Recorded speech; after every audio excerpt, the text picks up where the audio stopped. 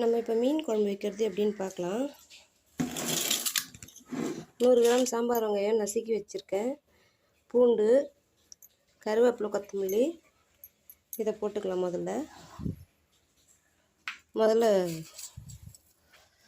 1 spoon வெந்தயம் போடுறேன். 1 spoon கடுகு போடுறேன். அடுத்தது பூண்டு போட்டுக்கலாம்.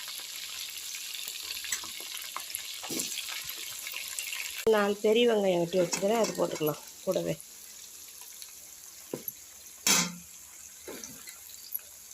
இது கொஞ்சம் நிறைய வைக்கிறதுனால ஒரு 150 கிராம் புளி எடுத்துருக்கேன்.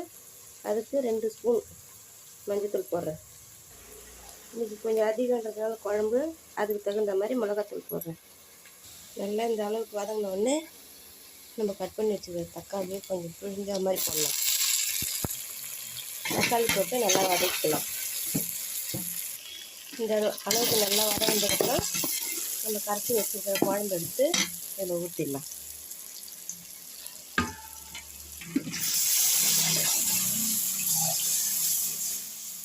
இந்த மாதிரி கொதிக்கிற சமயத்தில் நம்ம மீனை போட்டுடலாம். நம்ம அரைச்சி வச்சுக்கிற மீனை எடுத்து ஒன்று ஒன்றா போட்டுடலாம். இதில் கொத்தமல்லி போட்டு இறக்கிடலாம். அந்த மீன் குழம்பு ரெடி ஆகிடுச்சு. பிடிச்சிருந்தால் லைக் பண்ணுங்கள், ஷேர் பண்ணுங்கள், சப்போர்ட் பண்ணுங்கள். நன்றி.